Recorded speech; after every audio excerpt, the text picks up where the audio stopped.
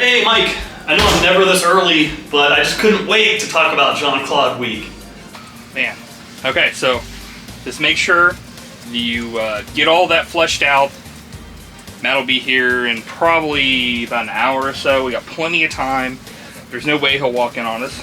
Okay, so yeah, I'll hurry up and get this edited because, you know, I don't know what Matt would say if he knew there were two of us. Whoa! There's two of them!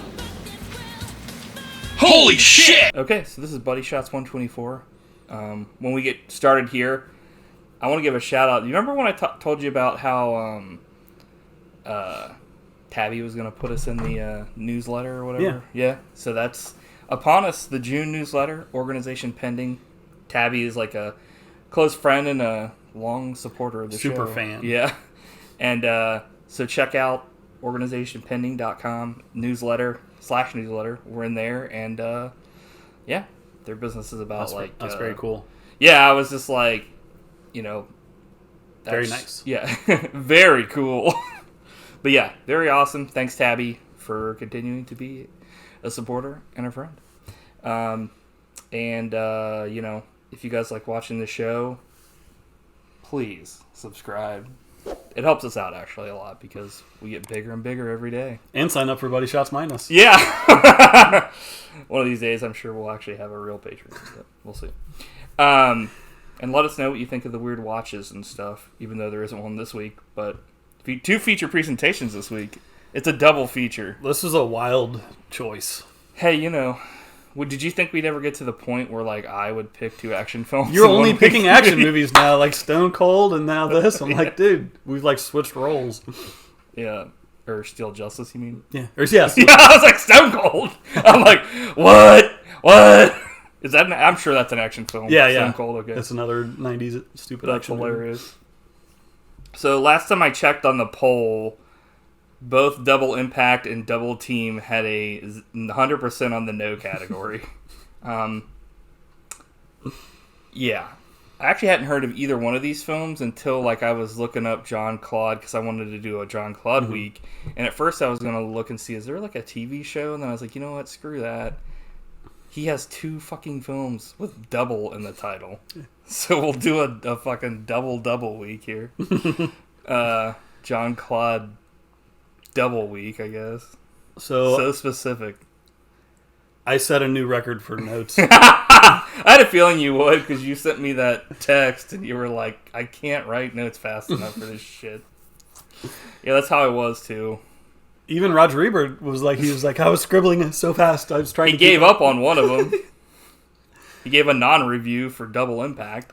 So when you picked these, I was like, because I love Jean-Claude Van Damme movies. Yeah. These are like, I think these two are some of his lowest rated ones. Yeah, like there's so many more that I liked more, but after watching one of them, it really rose to the top for me. So it was a good reevaluation. Yeah. Well, this is Mike week, but this is kind of a tribute to Matt. So I want you to pick which one we're going to review here first. I would like to do Double Impact first, okay, to kind of get that out of the way. Even though I think that's the better one out of the two. Oh, so we're going to disagree on this episode.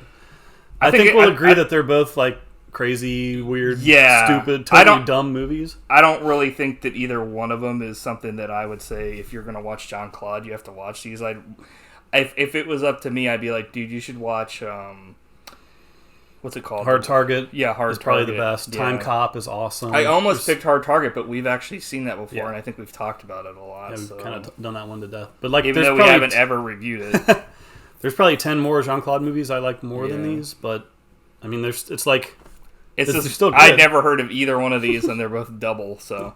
But yeah, let's go ahead and go through Double Impact. I think this starring Jean-Claude Van Damme and Jean-Claude Van Damme. Whoa! Yeah. Double Jean-Claude's. He plays his own twin in this film, Chad and Alex Wagner. The film marks Van Damme's third collaboration with director Sheldon Lettich, who wrote Bloodsport and directed Lionheart. And this is his second collaboration with Bolo Yeung. We did an episode on Bloodsport previously. Yep. First being Bloodsport in 1988. Yeah. Which is better than this. It's better than both these combined. But I think there are definite things about both these films that I actually really like. Yeah. And I'm sure we'll There's go Jean-Claude. through. Can't go wrong. He's awesome. So, my first note is this Hong Kong. Before they even said anything, I was like, this is so obvious that this is Hong Kong. But that's a good thing. What's your first note? Fuck me. Well, I love that Bolo Yeung's in this movie too. Like, he's one of the coolest screen presences out there. He's unnatural. He's Not totally unnatural, unique. but he's like a super ripped guy that like you don't see that physique as much, especially like back then. It was like, holy shit, dude, this guy is not only like, it's like if Bruce Lee was like the Incredible Hulk, right? He's Exactly. so big and he's fast. It's like, holy shit. But also, like in Bloodsport and this, he plays like the most evil. Like he can make his face like cartoonishly evil, and it's so funny. Was he in Mortal Kombat at all? I don't know. Maybe I'm just confusing it with Bloodsport. Yeah. But like he would have been perfect in that film. Yeah. As somebody. Some of the people they got for the first Mortal Kombat. I guess all of the Mortal Kombat's like acting was not the greatest. But he also looks badass too. Yes. Like, and he has a cool scar in this movie because he got his face blown off. Yeah, in the beginning or whatever, and then it's like he has like this contact that makes one of his eyes like bluish white. Yeah. And then it's like a scar across. So cool Very looking. Cool. But so this first scene tells you right away like you're in for some shocking violence because like you see like the mom and dad get plugged. Yeah. They're like coming off of this like building opening ceremony, and they're like, nothing bad is going to happen tonight. Batman story, anybody? I love the baby photo at the beginning that makes one of them cry. He's like, smile for a photo, and the baby's like, whack. And it kind of sets up early that one of them is more, I guess, like prone to like kind of emotions than the other one. Yeah. Even though that doesn't really, it's kind of like most of that is through environment, and that's kind of how they show it anyway. So it was like, so that's one of my criticisms of this. Like, I don't think that they did enough to differentiate the two Jean-Claudes. Like, he could have gone so much better. It could have been done better. I feel I have. Like, what's the difference between these two characters? Yeah. Like, one has slicked back hair and the other one doesn't. Like, I mean, the other one. I mean, I feel like there's a pretty big difference is how they act. I mean, fucking one is like he like beats his girlfriend or hits his girlfriend, and the other one's like more sensitive. But it's also like I guess I wanted more. That's kind of how it was for the second film for me as well. Yeah. But when we get into that, I think that's the big takeaway for me. But I don't really know if it's like easy to like the one Jean-Claude Van Damme in this film. Yeah. It's like I don't really like either of them. Like, I like the one's like a nice guy, but he's like full of himself, kind of like prissy, like kind of preppy the first guy. scene in the movie. Yeah, that was great. I wish it would have been more like that, where he's just like a fun-loving, like friendly. Everyone loves him, like yoga teacher / karate. Yeah, they also treat him like he's a fuck up, even though he seems to have like more training than the other guys. So it makes no sense. It's like, what? Also, I love that like.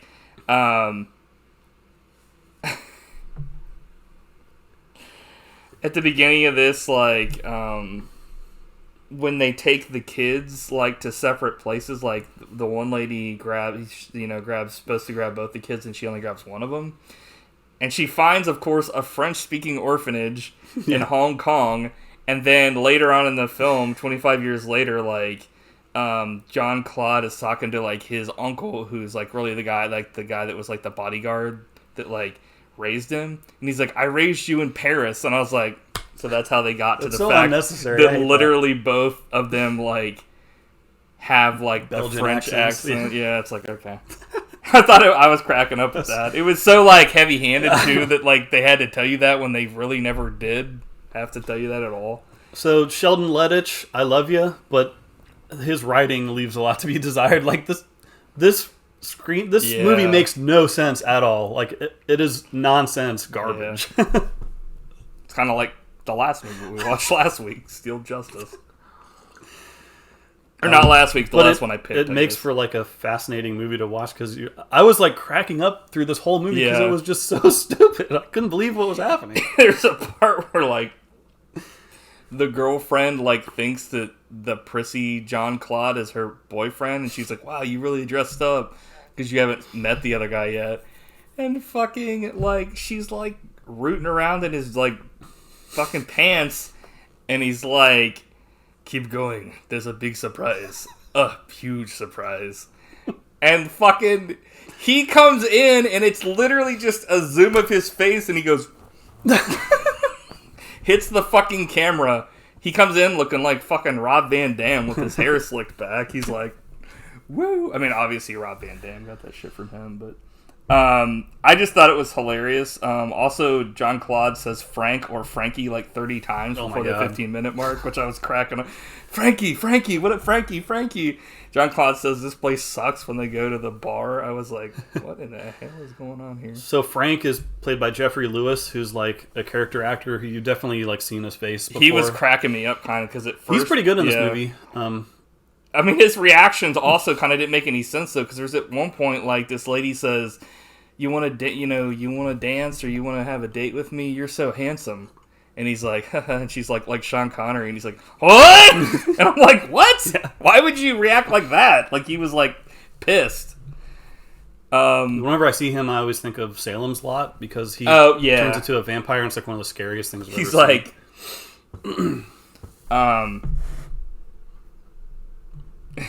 you ever heard of Nigel? That's like asking a New Yorker if he's ever heard of Donald Trump. I'm like, great dialogue. Yeah. I think we skipped past the scene where, like... Yeah, we've been all over the place. The first time, like, I guess Chad, or I don't know which one's which. I think Chad's the prissy. Yeah, he faces off against, like, Bolo and his henchmen. Yeah. And, like, I love in any movie when a main villain, like, executes their own henchmen for showing weakness. Makes like, no he got sense. knocked down by Jean-Claude Van Damme, and Bolo Yeah, he, killed like, him. snaps his neck, and I'm like... This never makes sense to me because, like, all the guys working for him would just quit. You're like, I don't want to fucking be the next guy to be killed. I thought that was so funny. But yeah, I think that's funny when that happens because it's supposed to be like, whoa, this guy's so out of control that he will kill his own henchmen. It's like, well, he won't have any more henchmen then. Cause... Like, the fight just started. Like, give him a chance. Also, at the beginning of this, we skipped over this, but I was cracking up because, like, the guy that raises him, like, Frank, is just like, whatever you do, don't get out of the car, to, like, the mom and dad. The first thing he does is get out of the fucking car and he gets fucking murdered. And I'm like, you idiot. Yeah. My babies, what will happen to them? You'll never know. And then he, like, blows their fucking head off. I was like, that's a pretty cool line, actually. That is strong stuff. Yeah, I was like, holy shit. The big surprise. Good lord. So what did you think of the shots that had two Jean-Claudes? Do you think they pulled off the effect well So enough? I put, like, the effects for the scenes with Jean-Claude's are pretty decent. They're hit or miss. Like, yeah, most it's of them like are good, but the first time I saw it, it looked really good, and then there's a scene later on where it looks totally rotoscoped. You can totally tell, which is weird because it's like you said, it's all over the place. It's like either it's, and it never looks like completely cartoony, like, but it's like there are definitely times where it's like there's a scene where, like, he's talking, and I think it's mainly due to, like, how bad, like, they did the marking for it.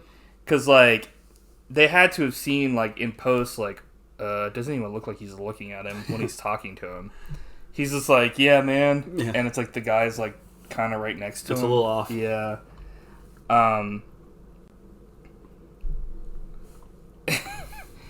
So Jean-Claude, the I guess, like, the bad version of him or whatever, like, I guess the more seedier version, is, like, selling cars, and they have, like, stuff in them and, like, contraband and, like, cigs, and this guy looks at it when he sees the merchandise. He goes, ah.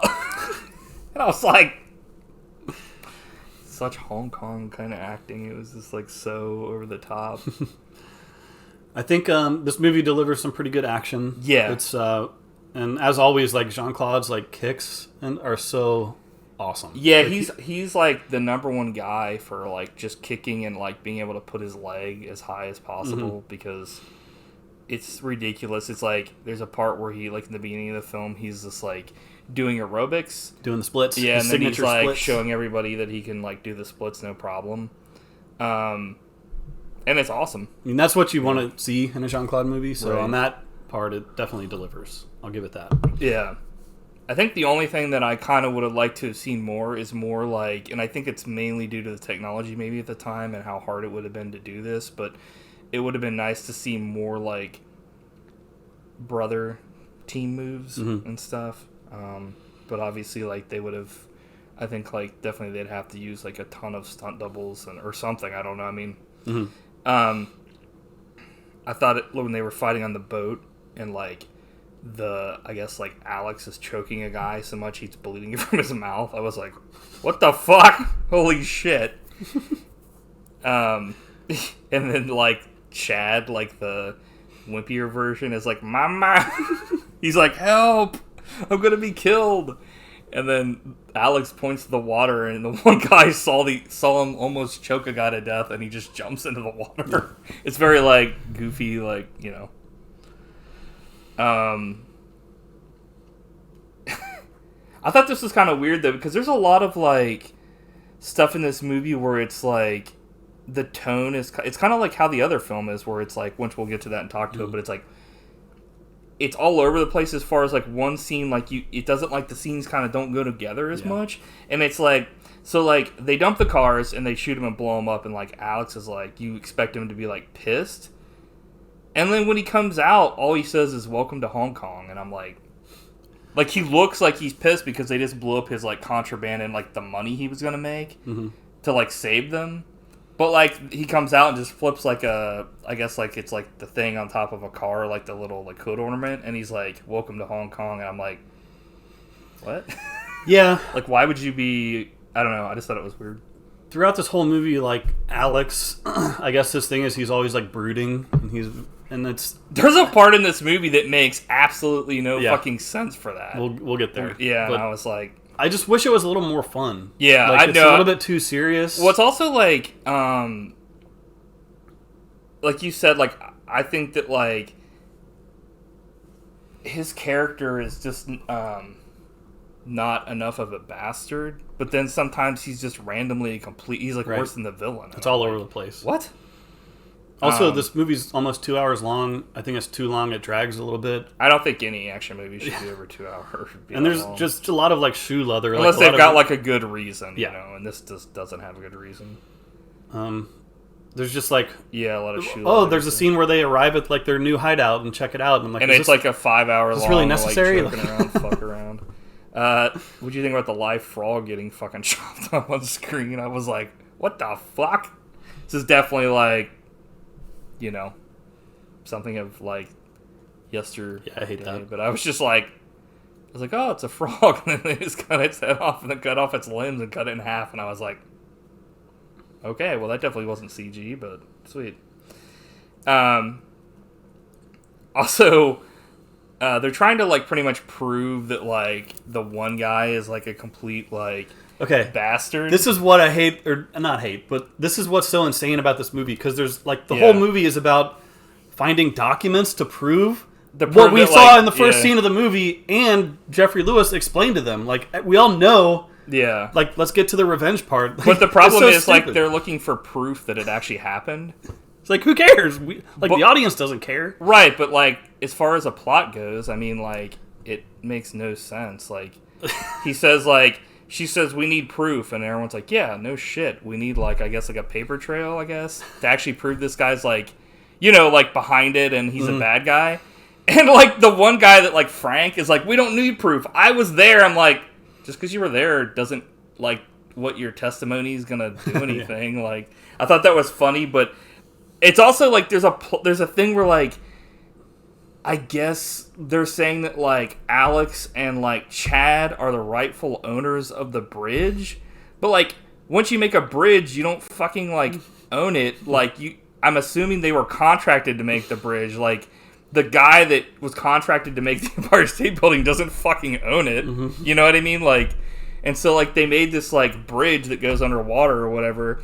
And he's like, don't you want your rightful, like, you know, inheritance? And I'm like, do they get, like, a fuck ton of money every time people go under the bridge or something? Like, I didn't understand why, other than just getting revenge for the killings, like, why was this bridge even brought into the equation for being, like, you know. Yeah.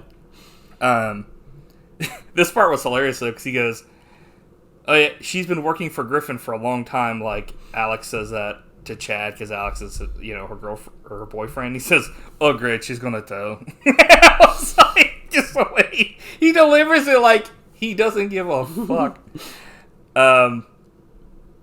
Cigar box from his dada, which was weird that he even would recognize that because when he saw it, he was like a fucking infant fetus. Yeah, it was like he would Stupid. not know. We got some cool roundhouse kicks, and then he goes to do a roundhouse kick and fucking Bolo punches him in the balls. That was great. It's like there's got to be a ball punch in every Jean-Claude film. Mm-hmm. Antics between two Jean-Claudes, one goofy and mild, another strict and wild. But not really.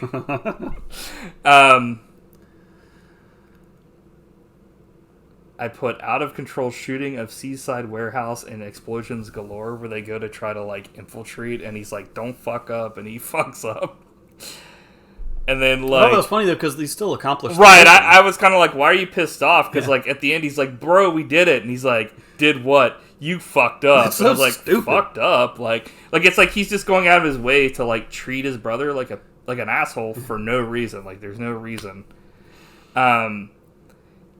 So there's this of course obligatory in every one of these movies action films where all the bad guys are sitting around a table discussing their business.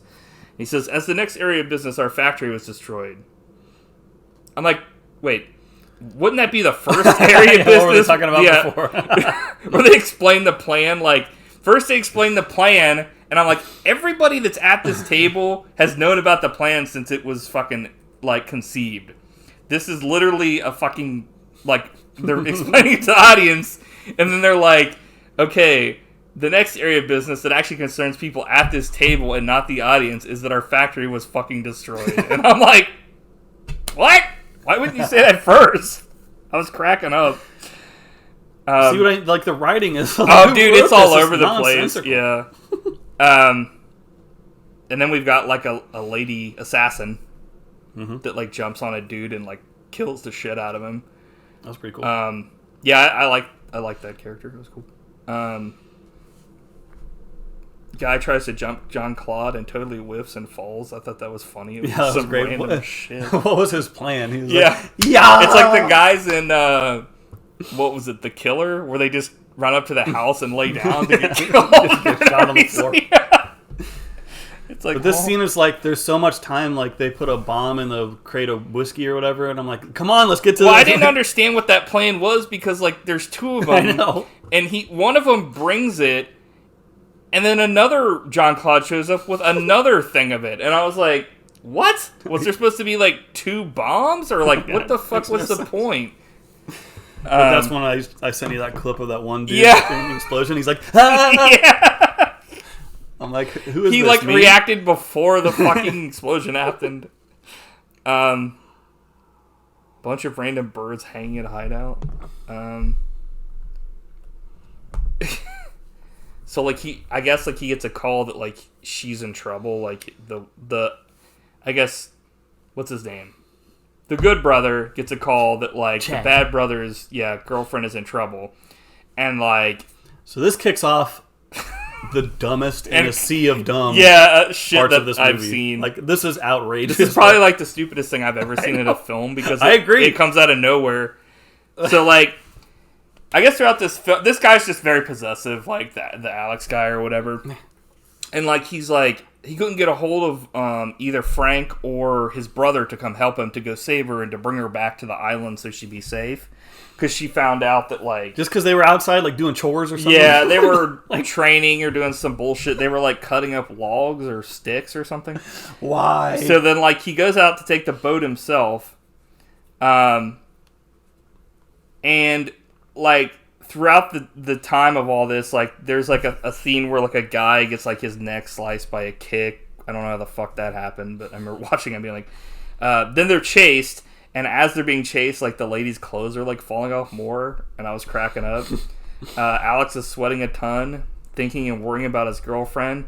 So then we get to the fucking scene that we were alluding to. So Alex starts daydreaming about his brother having, like, gratuitous sex with his girlfriend. And he says, "Motherfucker!"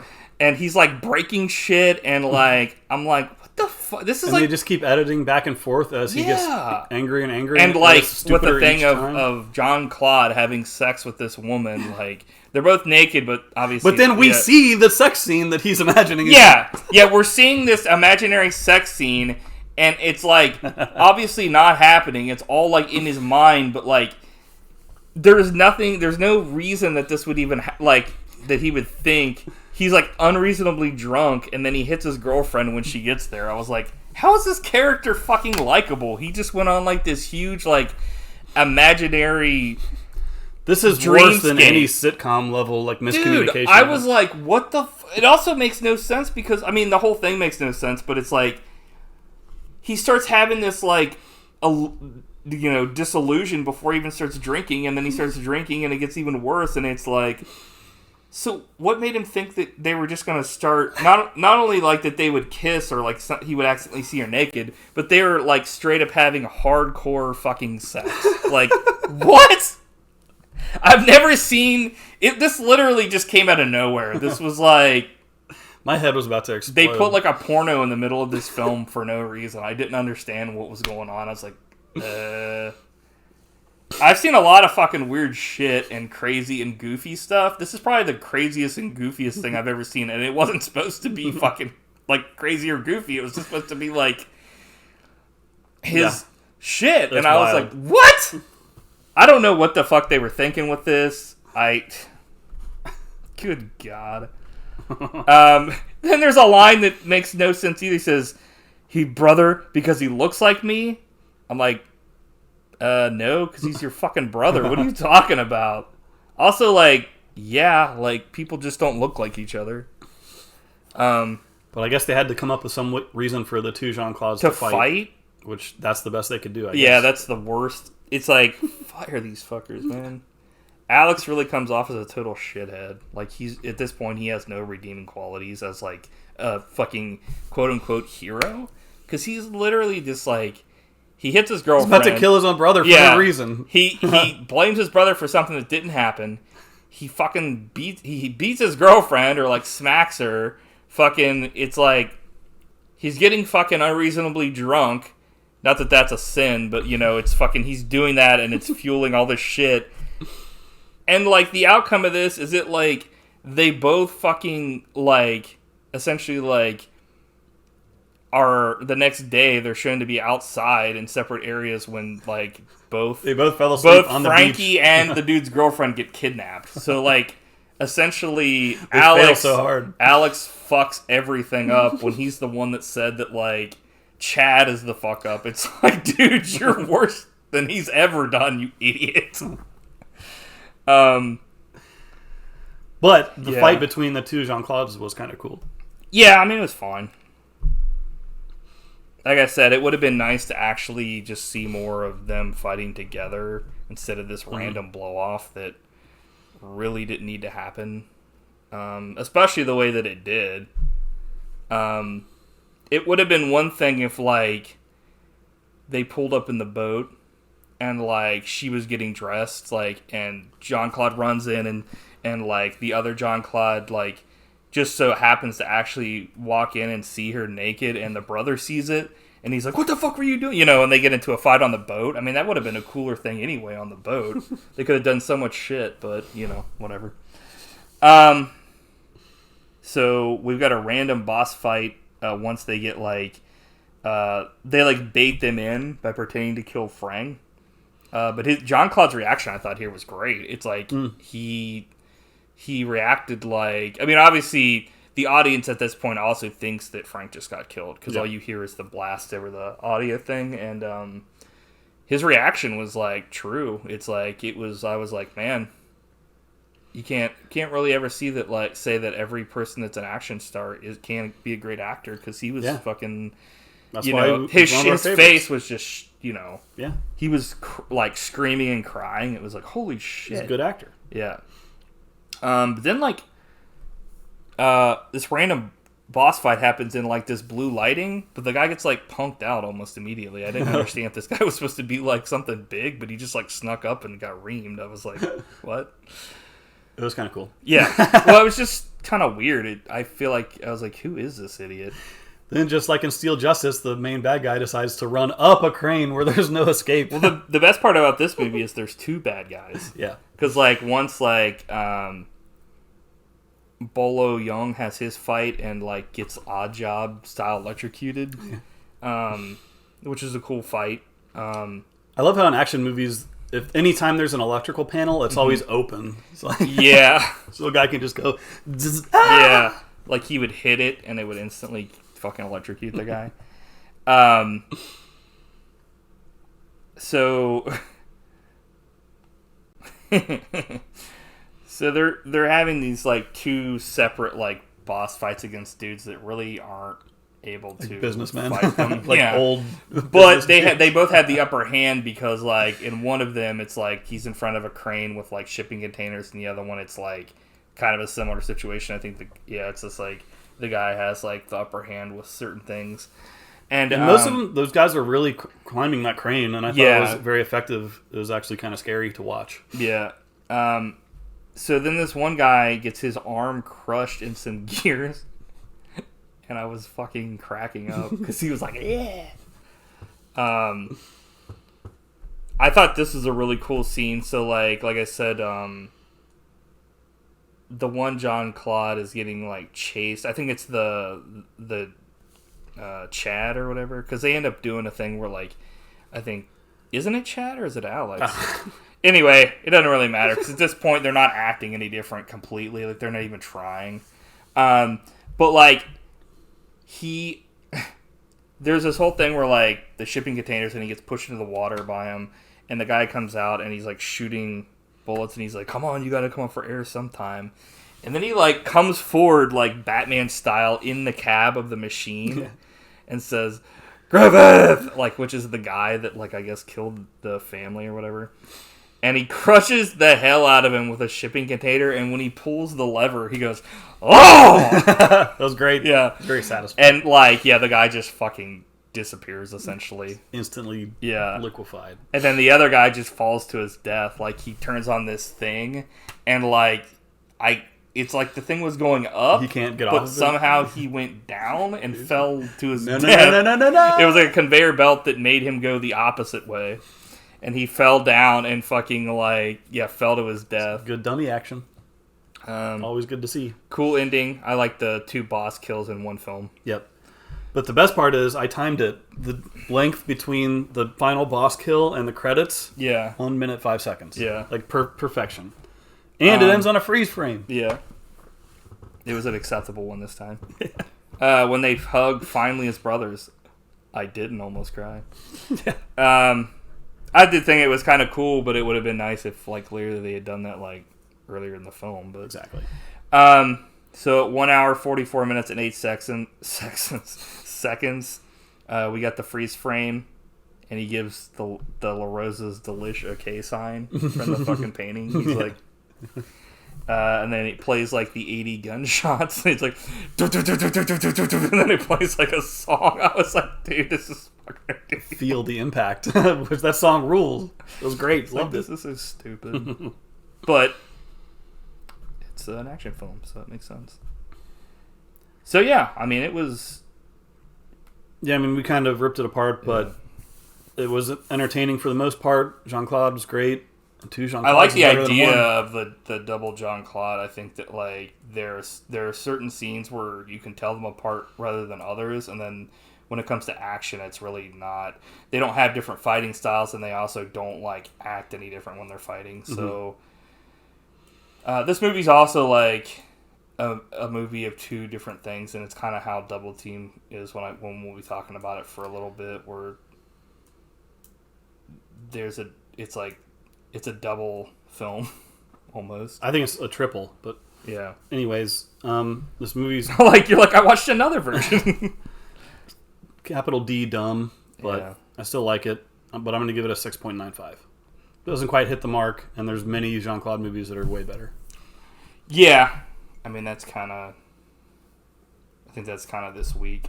There's definitely Jean-Claude films that are better. Like Double Team. Yeah. I don't think so. I can't wait to talk about it. So, this movie, I guess I have to give this a rating. Yeah, I'll do same, 6.95.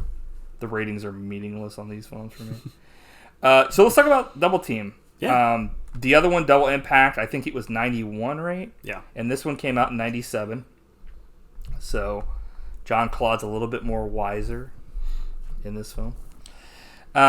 So this is an action comedy film directed by Hong Kong filmmaker Sue Hark in his American directorial debut. And it stars Jean-Claude Van Damme and, of course, Dennis Rodman and Mickey Rourke, kind of. So when Stavros, who is Mickey Rourke, kidnaps Quinn's pregnant wife after his own lover and child were killed in an assassination attempt gone awry, Quinn must come to the rescue of his fucking family. So after he escapes some random imprisonment. Somehow Stavros has yeah.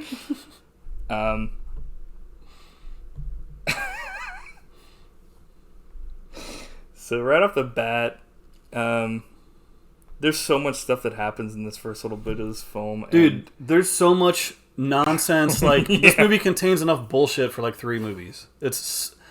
And that's one thing I'll give it is, like... But it's all, like, none of it almost feels like it's not even connected. It's like... No, it's like at each moment I'm like, well, I didn't see that coming. Well, I didn't see that coming. Yeah. Like, it's impossible to predict from, like, 1 minute to the next, like...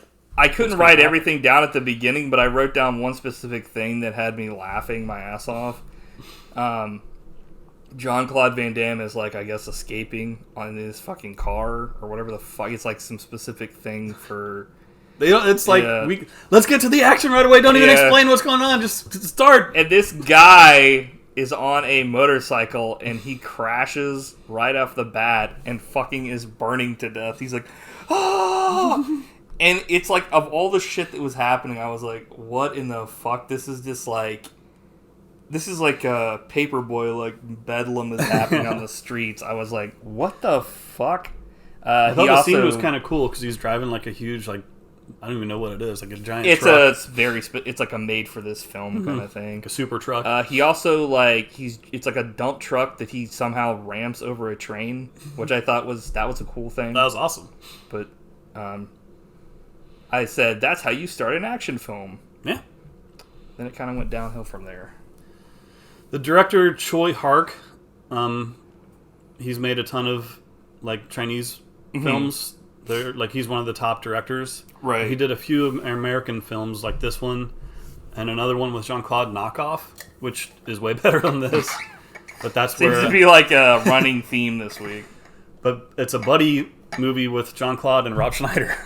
And believe it or not, it's awesome. What's with Rob Schneider being in, like, action films, man? I guess there was a point in time in his career when he was just doing action. Knockoff is really good. Was he, like, the comedy relief, I guess? Yeah. Of course. Well, comedy relief in quotes. There's a scene in that movie where he's pulling Jean-Claude on a rickshaw and he's, like, whipping him. He's like, I drive these judges crazy. So then we cut to the south of France 3 years later. Jean-Claude walks out with shampoo in his hair. He says, so you know, I'm retired. He's like happily married, like nothing bad will happen on a day like today. He's getting called in to hit one last job. He says, they're like, until Stavros is in jail, you're not able to retire. I'm like, why is it his fucking... You're the only one that can stop Stavros because of plot. Well, also, like, you find out later, there are, like, hundreds of agents. So, like, that must mean there's an agency. So, like, there aren't other fuckers that can do this. Well, spoiler alert, Dennis Rodman stops him just a random basketball player. Like, yeah. He's not even, like, an agent. Yeah. Oh, my God. So, I love how they set up Stavros' character. He puts a bomb in this dude's car. Yeah, like a fucking, like, it's the only bomb I've ever seen that counts up to 0. Yeah. What? But also, so they're both sitting in the car, Mickey Rourke He's gets out. behind He's him. like, I left a present for you. And the he guy walks looks away. back. Yeah. And then the guy says, "Get me out of here!" Yeah. First of all, who's he talking to? Yeah, he says, "Oh, And get me out of here!" Oh, he wasn't in prison. He could have just got out. Like Mickey we Rourke tried just pulling got the out. thing and like didn't know how to fucking unlock the door and just blew up. Nothing was stopping him from getting Yeah. out. But he's like, "Help me!" And Yeah. there's like the obligatory shot of Mickey Rourke walking away from the explosion As the like car, a badass. Like fucking flips. That was awesome. Yeah. That looked so cool. I couldn't really give it a lot of cool points because I was too busy fucking laughing. Yeah.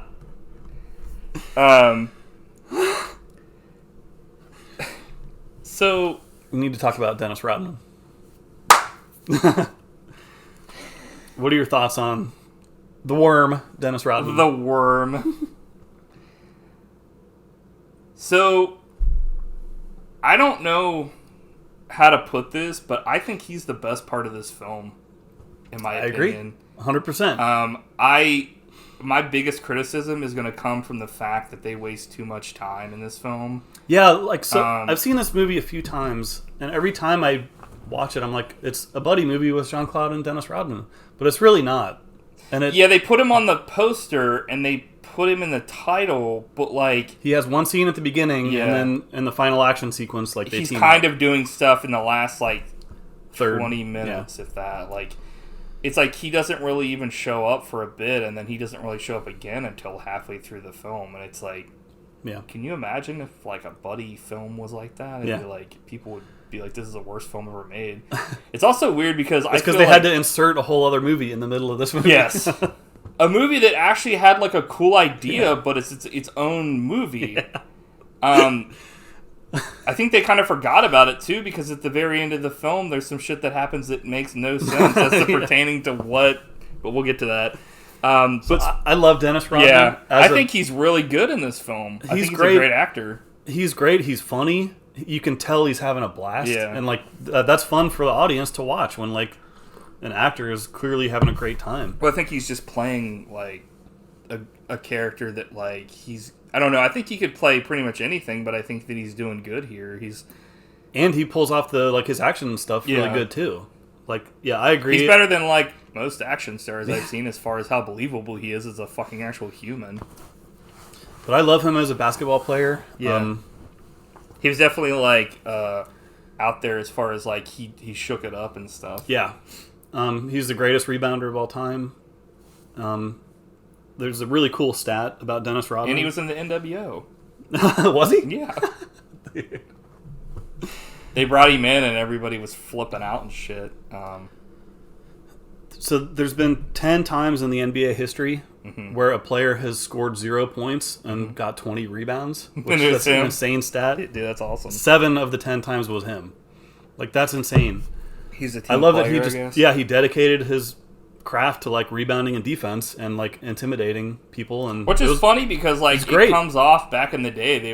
I think it was probably because the league didn't like the way he acted off the court, so they tried to paint him as a selfish person and stuff. But like on the court, that comes across as like the most selfless person. Yeah, totally. Because if he's getting no fucking points and he's literally probably just always giving it to Michael Jordan or something, then it's like that's how you set up for success.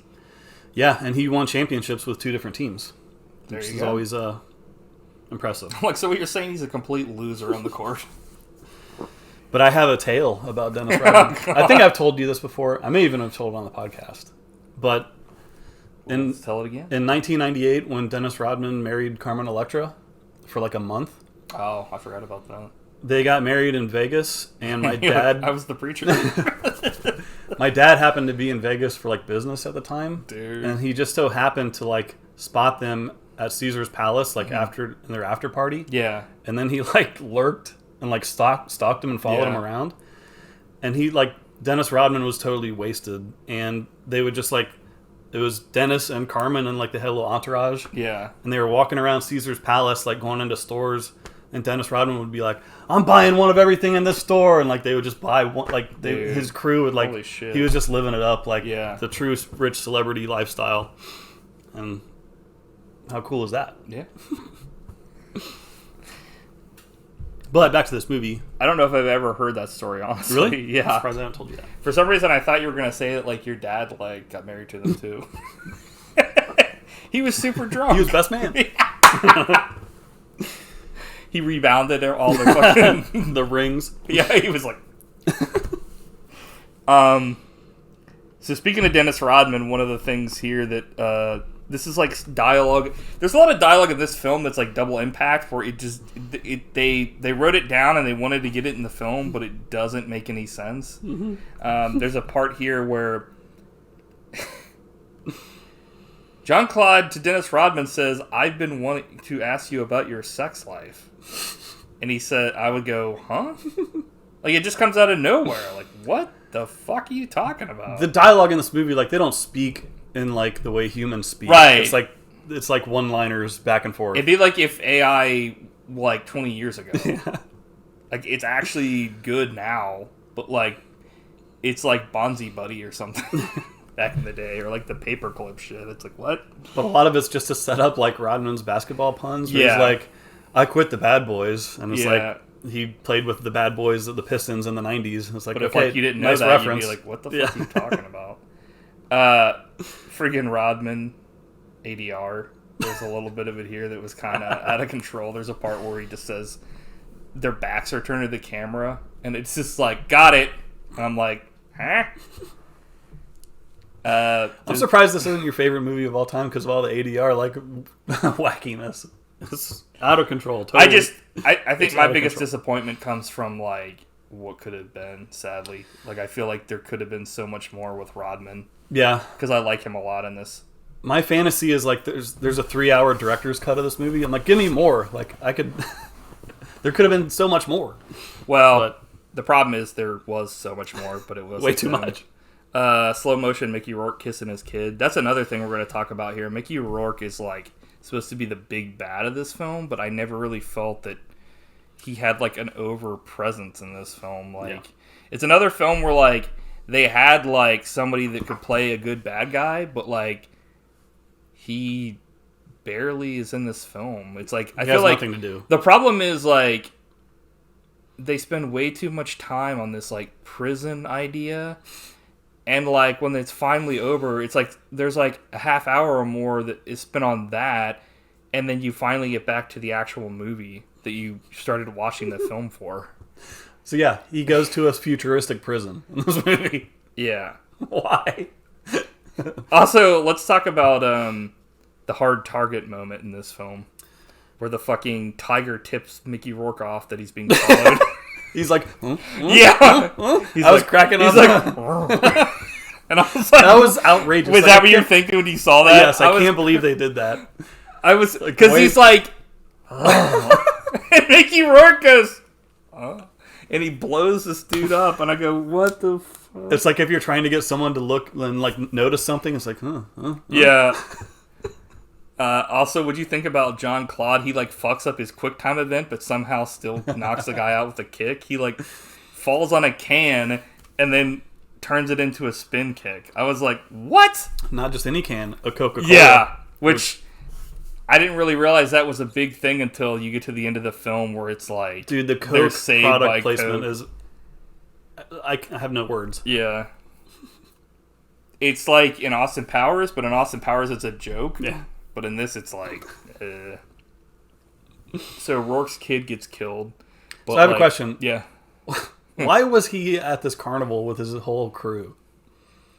Because they're like, we know where Stavros is going to be. He's going to be at this location. And it was like this carnival. And he... Yeah, okay, it's like he brought his kid there, but then why would his whole... like... It was just a blatant setup as like, this would be a cool location for an action scene. Kind of reminded me of like something out of like Face Off or something. Yeah, it's totally what happens in Face Off when the his kid gets killed.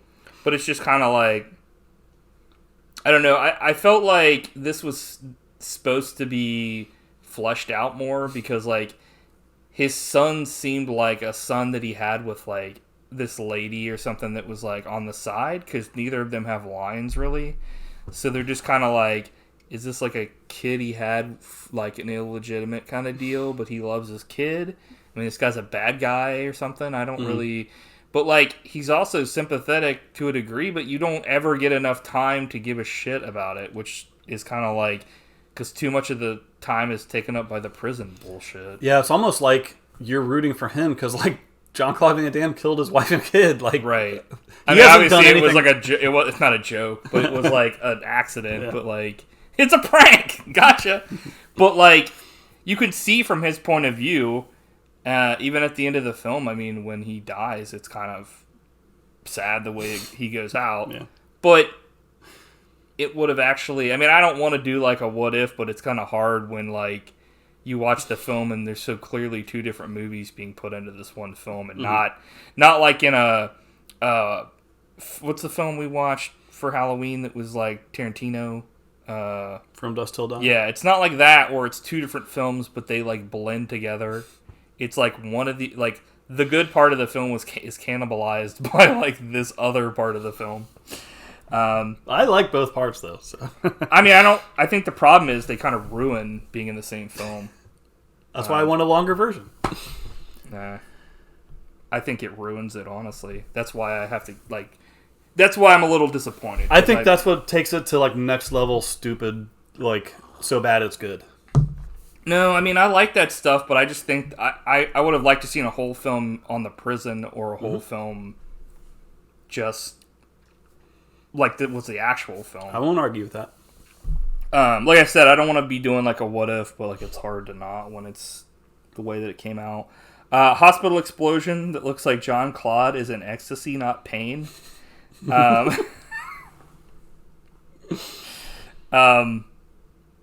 He has to agree to these crap terms or get gassed. So when they're on the prison thing, it's like either like you stay here or you will be fucking killed right now. So this is where I want to give praise though for this idea because I kind of like like the whole. Like I said, I would like these as two separate films, but that's not what we have. Okay, so this colony thing is an interesting idea. They send agents here after their service, or if they mess up because they're too powerful to just let wander around after retirement. The only issue that I kind of see, there's multiple issues, but one of the things is Jean-Claude's like past enemies, like he didn't kill him, and so he's like here on the island, I guess, because he couldn't just be like walking around. But like by that logic, if you fuck up, you're sent here, and he didn't kill that guy, wouldn't he have been sent here like years ago? Yeah. Like what? Good question. Also, like, how smart is it to keep, like, fucking enemies of the agents? It'd be like keeping fucking Superman and fucking, like, Doomsday in the same fucking place. Like, is that really a smart idea? Like, I have so many questions. Also, what year is this? Yeah. The technology is from, like, the year 3000, and all of a sudden, it's like, wait, what? But it makes no sense because they have technology. They have these wristbands. They know where you are, and you have to, like, put your thumbprint on this thing. Regularly? Yeah, every day or whatever on this certain time. But there's no cameras in the room, so they never see Jean-Claude doing, like... rigging it? Yeah, rigging it and doing all this other bullshit. So they're from, like, the year 3000, but they're, like, in the year, like, 1700s. Because they don't fucking... They're not, like, using the technology. Because they go into this, like, X-Men Cerebro fucking, like, room where, like, they're, like... trying to give options to like other countries of what happened. They're all like detectives now and stuff.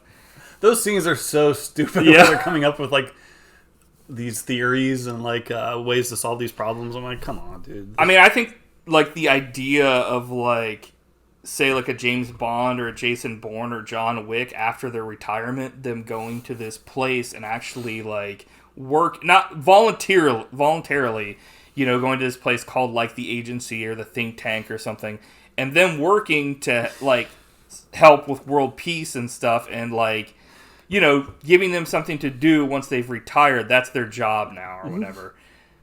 But, like, why the fuck did they get put there, like, being put there against their will and shit? Yeah. Like, I was like, that's kind of an unnecessary thing in my eyes.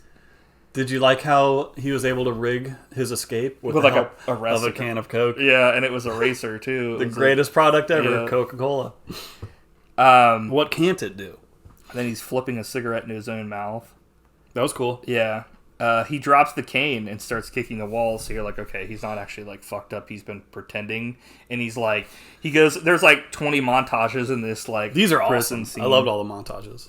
I love how he cut his own thumb off, or his own thumbprint off. This was like some MIB shit.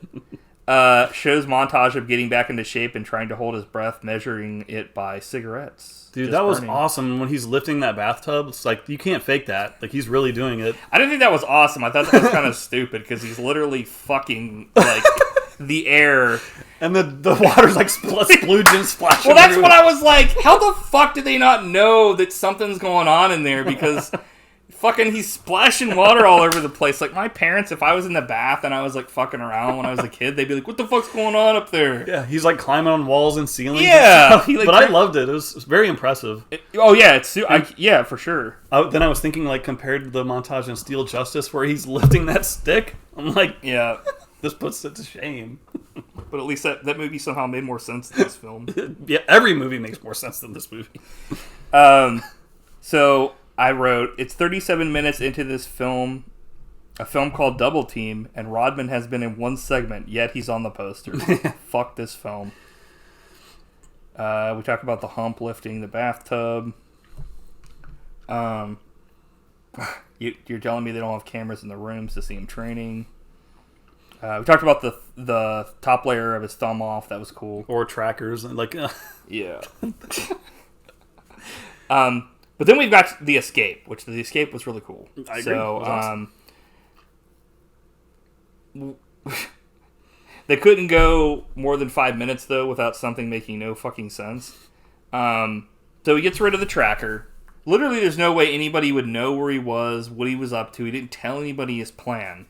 He's underwater, holding his breath until he's able to, like, hold on to this thing and escape. And a random scuba guy that I think might have been the guy he, like, didn't kill before that wanted revenge, like, puts a bag over his head under fucking water, so he's trying to, like, double suffocate him. Also, like, how the fuck did he even know he was there? Like, he literally... got lucky. Yeah, he comes out and he was scuba diving at a... Okay, so the water around this place has these laser beams, and if anything touches, they blow up.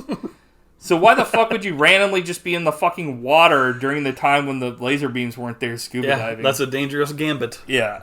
So he goes to kill him, he fucks it up, and Jean-Claude gets loose and pulls himself to safety, and the airdrop, like, lifts off, which would have probably ripped both his fucking arms out of socket. But, like, anyway, the scuba guy gets lasered, which I thought was cool, because I was like, well, that's ties up that loose end. Nobody knows where he is. I was cracking up because I thought he would just, like, get burned or something, but he exploded. Yeah, it was awesome. It was just like, you're dead. It's a cool setup, though. It's like fucking ultra, what's it called? Alcatraz. Mm-hmm. And the stunt was pretty cool. Yeah. They're hanging out the back of a plane, even though they did the exact same thing in Living Daylights. Yeah, I think a lot of action films have done that before. Jean-Claude kicks a dude with a helmet on and somehow stuns the guy with the helmet on. Like, he doesn't get the worst of it.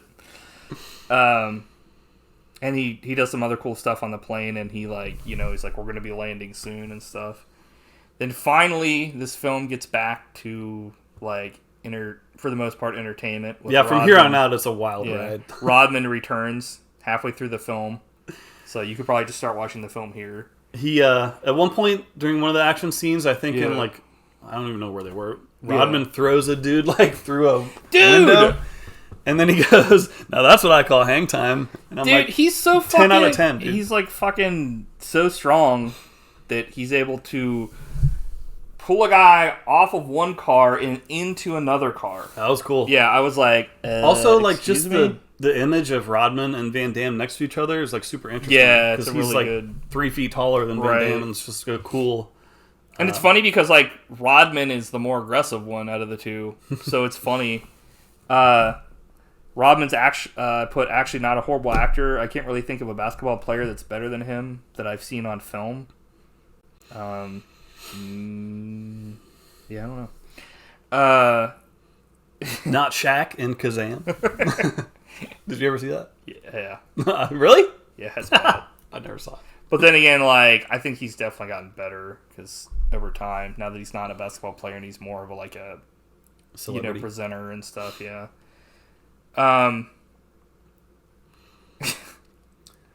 I like Space Jam, but Michael Jordan is fucking the shits in that film. It's like he's reading everything off of a cue card. He's like, So let's speaking about basketball. Let's talk about how they jump out of this plane and land in a giant basketball. In a giant basketball that looks super flimsy, and they would have just died. Their bodies would have bounced off the ground. Yeah, because there was no cushion and there's nothing in there to support them when they bounce. So it's not like if you put a big basketball around yourself and if you didn't have some suspension in the middle, you would just fucking crush yourself. But it was funny. It was outrageously stupid, but really funny. Like I said, my biggest detraction from this is Rodman should have just been his partner from the beginning. Yeah. The interaction between Jean-Claude and Rodman are the best things about this film, bar none. I agree. Which is weird that, like, they have him in the film. I don't think that, like, time was an issue. Like, he seemed to be here for all his... I mean, obviously he's, in all these scenes. Yeah, and he's on the poster, so... Like it feels like one of those movies where they fired a director halfway through and just like re-edited together what they had, but that's not the case. Like, that's just what they did. Right. they decided like one of those movies from Severin where they found like the negatives and finally edited it to like a final film. So this part is awesome because there's this awesome action scene where he goes back to his villa or whatever. Oh my god! But then I was thinking about it, and so Mickey Rourke. He sets up this, like, diabolical plan, including, like, a fake baby. And pipe bomb baby making pipe bomb. He has a fake wife. Yes. And, like, the plan is Jean-Claude's going to go home, want to see his kid, and then get blown up. But not only that, but, like, I'm pretty sure he knows that his kid isn't born yet, right? So, like, why the fuck was he... Oh, how long was he in that prison? Like, days or years? Like, you can't tell. Well, he put the things on the wall. It was, like, a couple months. Right. Where he was, like, marking them off or whatever. But then he realizes it's a trap, and he escapes the explosion, which is awesome, and has a huge, like, gunfight with, like, dozens of henchmen. Yeah. And then he finds a recording where Mickey Rourke's like, good job getting this far. So he's like, wait, he knew he was going to be able to escape so much? What if, like, he didn't, though? It would just literally be a recording that randomly one guy would find one day, and it was just Mickey Rourke saying, good luck getting this far, and he'd be like, but he's like, he tells him to go to Rome. Yeah. And it's like, why didn't you just have him come to Rome then? If you're gonna, he set up a trap to set up another trap. Yeah, I guess it makes no sense. Also, the explosion isn't cool. It's fucking the most funny thing in this film because. What do you mean the part where he like turns around and he flips away after the baby explodes, but he's entirely and immediately engulfed by the explosion, and it's a serious jump cut to then him miraculously flying ahead of the explosion out the window. And I was like, it looked like this was like killed. Like that it looked like a stunt gone wrong. This was like a fucking botched job edit. I was like they could have cut it before the fire enveloped him, and then I was just like cracking up. I was like, dude, he fucking died. I also think it turned into a full comedy. He's on like a pool toy, and it plays like this. It goes from like action to goofy soundtrack at one point. I was like, what? I loved it. So then we get to Rodman driving. He says, "Damn cyclists, you're blocking the lane."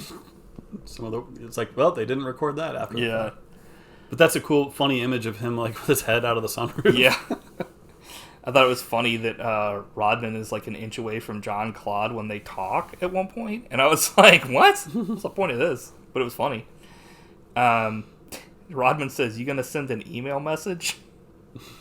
I was like, what the fuck? Dude, back in the 90s when email first came out, we were all joking about it.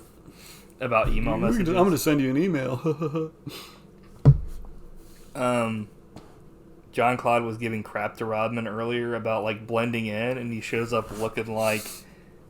a clown. Yeah, I can't even describe it. It's like, what the fuck?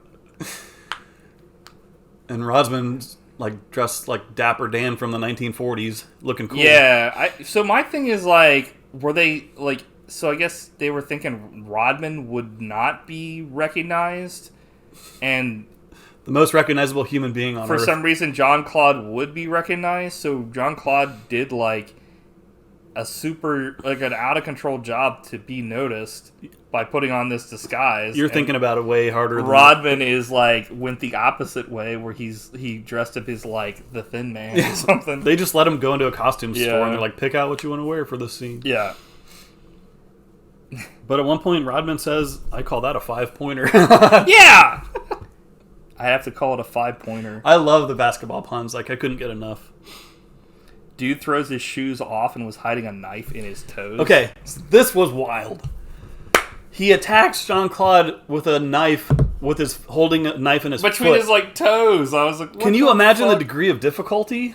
Like, he's handicapping himself so much with this. Like, there's no way. It was another time where it made no sense for someone to train in this specific way in an action film. Like, the guy could have just trained with a sword or used his bare fists, and it would have been You would have had way better chance. way less of a bullshit. And Jean-Claude smokes him, of course. And then, I've never seen this before in a movie, it panned over to a reaction shot from a statue.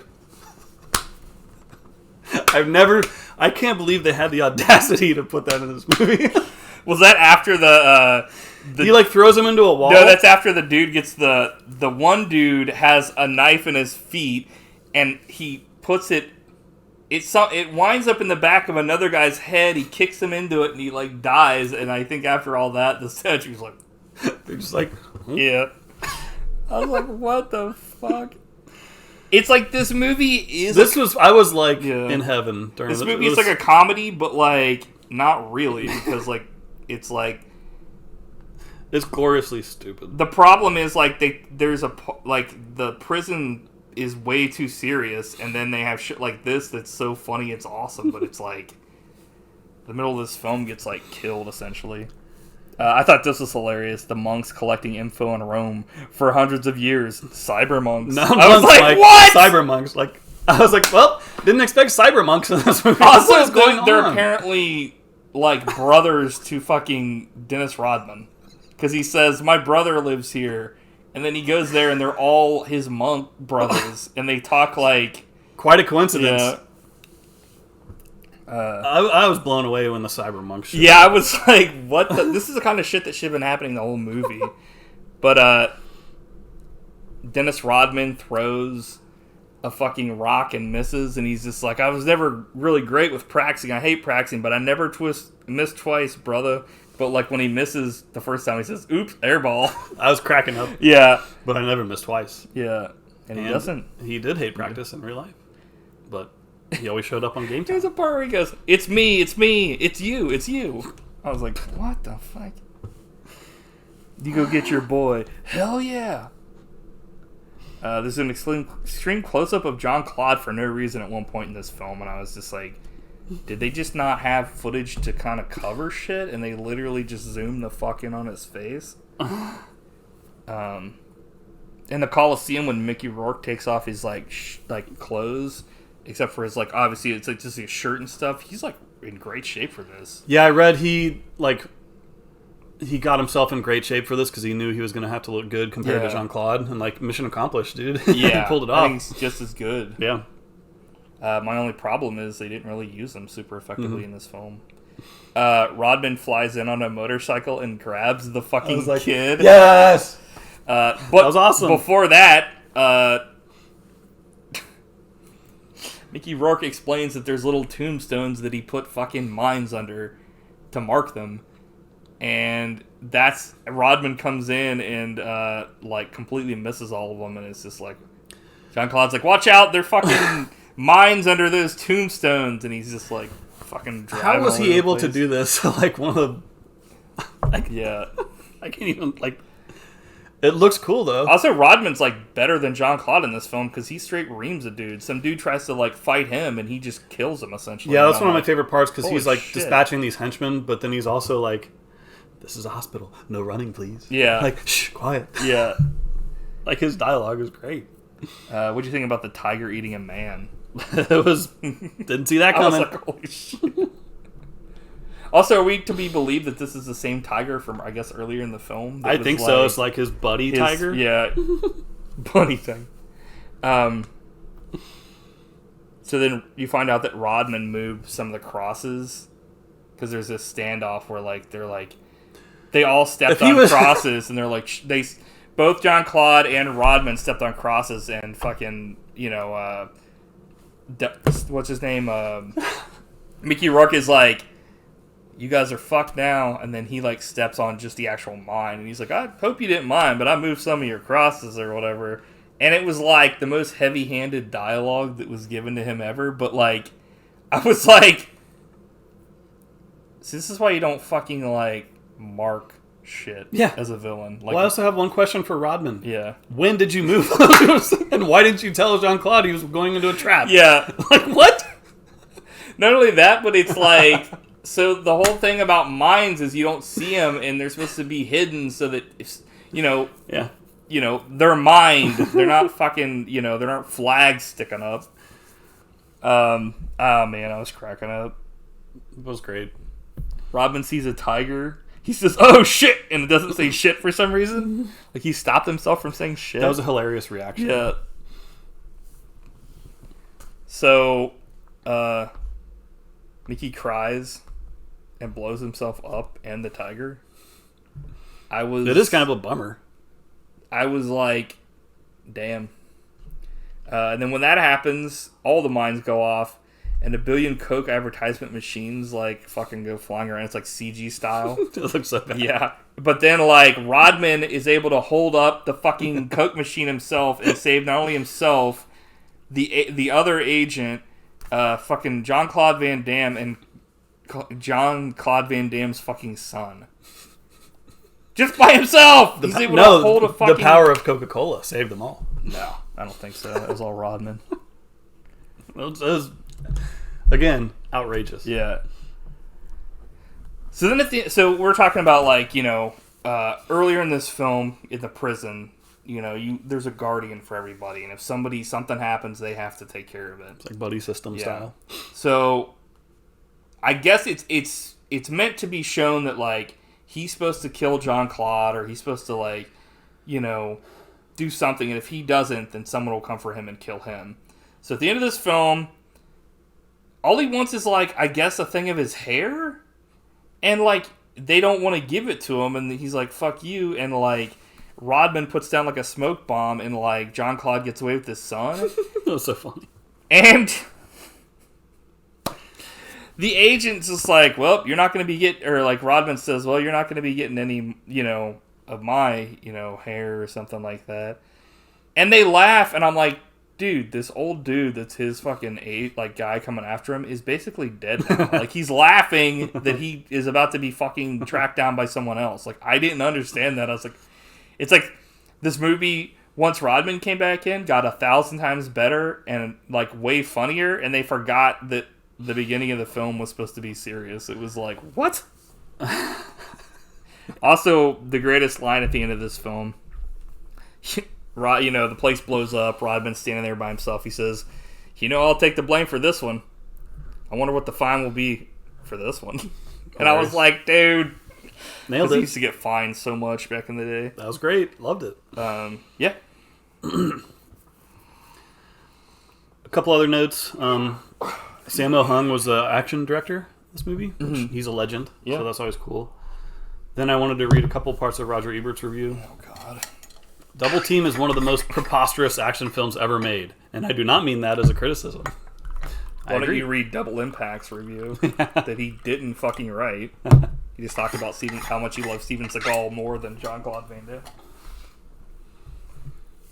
Damme. Then he basically describes the plot and how insane it is. Oh, yeah, for sure. But he loved Dennis Rodman, too. He said, and Dennis Rodman, he does a splendid job of playing a character who seems in every respect to be Dennis Rodman. He seems at home on the screen. He's confident in the action scenes. He'll occasionally do a version of his high-spirited hop, skip, and jump he sometimes does on the court. He looks like he's having fun, and that's crucial for a movie actor. Hop, skip, and jump. It's like, what? What are you talking about? Yeah, for sure. I mean... But, did you have any other notes? My only thing is, like, I kind of put, like, down here, like, my last notes, essentially, was kind of what we were talking about before. This is a film of two halves. One that wants to be a super serious action film that has some interesting ideas, like the retired agents, kind of thing. Another that is fun, goofy, and funny. The Issue, I think, it doesn't do a super great job of always blending them together. No, not even close. Mickey Rourke's character was a bit uninspired. I never thought I'd say this, but I think Dennis Rodman was a bit wasted in this film. He needed as much screen time as Jean-Claude. Would have loved to have just had him alongside Jean-Claude from the get-go. So, yeah. Great film. Great prize. But we still haven't got to the best part yet. Because during the end credits, Dennis Rodman sings. Oh my god, I forgot about this shit. So I'd like to close this with a I honestly didn't even really know that this was him because it sounded so fucking bad. It was like the song some dude just talking. Yeah. The song is called Just a Freak by Crystal Just a Freak! featuring Dennis Rodman. Should I do the lyrics? Go for it, man. I flick it, then I pass it. I feel a little fantastic. I'm in the club knee deep. I feel a little freaky deaky. My pretty baby don't care. My baby don't care. Watch me while I strut my henny. Flip my skirt to the breeze. Call me freak of the week. Yes, I'm a freak. I'll never be alone. I rock the floor until the morning comes. Escape through music. Let my worries go free. Shake off the world. Let 'em think I'm just a freak. Tisket a tasket. I feel a little preschool-astic. What? I paint my hair green. I wear it down to my feet. Which makes no sense because his hair was never that long, was it? Down to your feet? Yeah. No one's hair is that long. I'm sure people have drawn their hair that long before. Mary's on the floor. She's looking freak, but she's much more. This is when I turned it off right here. Dude, this is where I turned it up. When they started quoting stupid nursery rhymes, I was like, fucking Christ. Le chic, son chic. She's the head of state patrol? Head to toe, a shade of peach. But there's a secret she likes to keep. She likes the boys, thinks they're cool. But between her legs, hide the family jewels. I didn't hear that part. I was just like... This is the end. There is a place we all want to be free. Find yourself. Don't worry what they think. Letting go is where you'll find some relief. No one gets hurt. They just might call you a freak.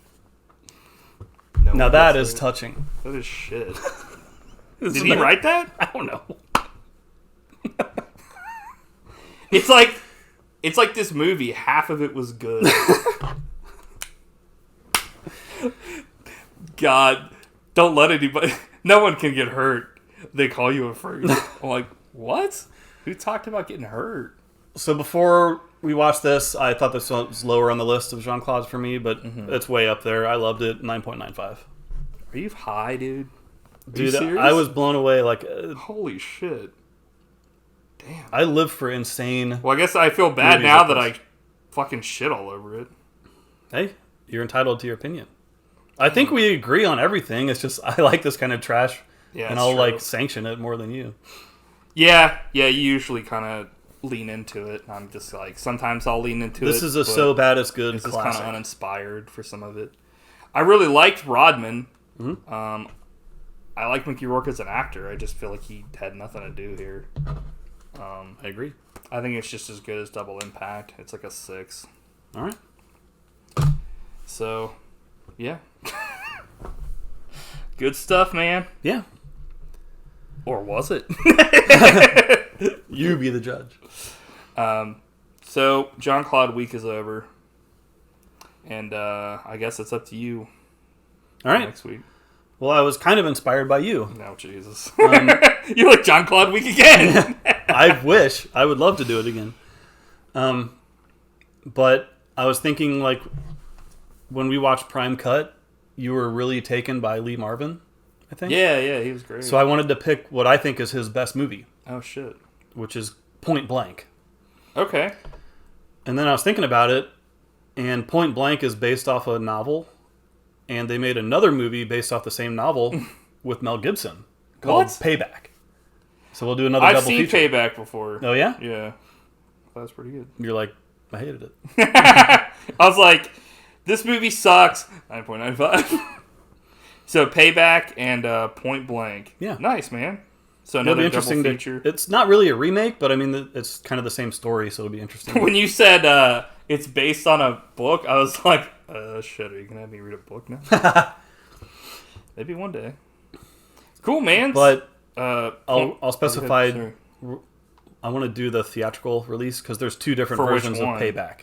Oh, okay. And they're totally different.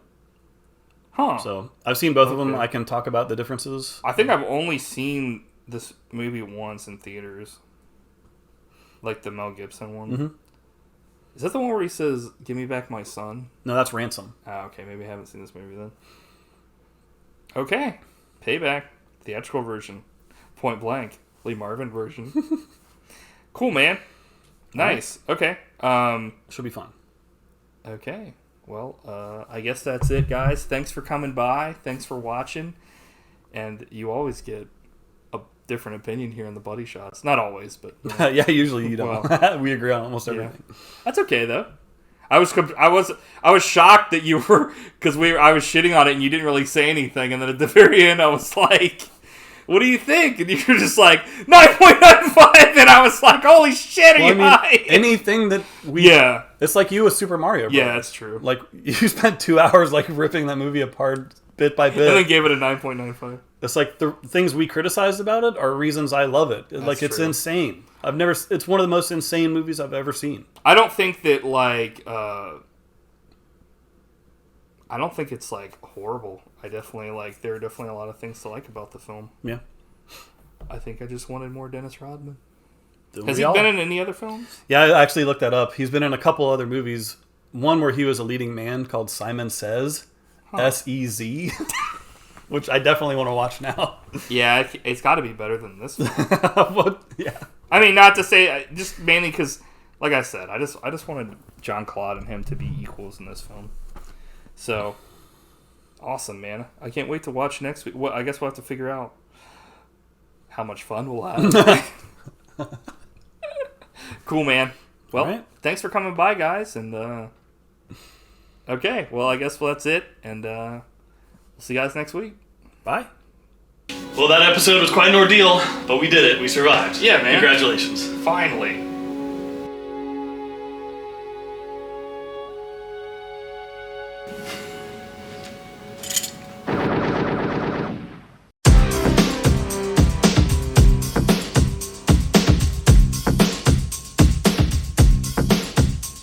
Jump back and get ready. There's 2 of them!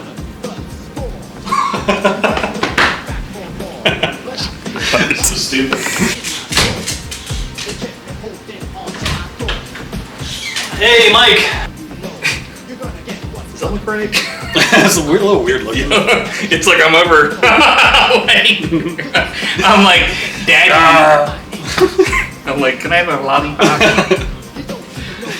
Yeah, it's kind of like forced perspective or something. I guess we'll have to...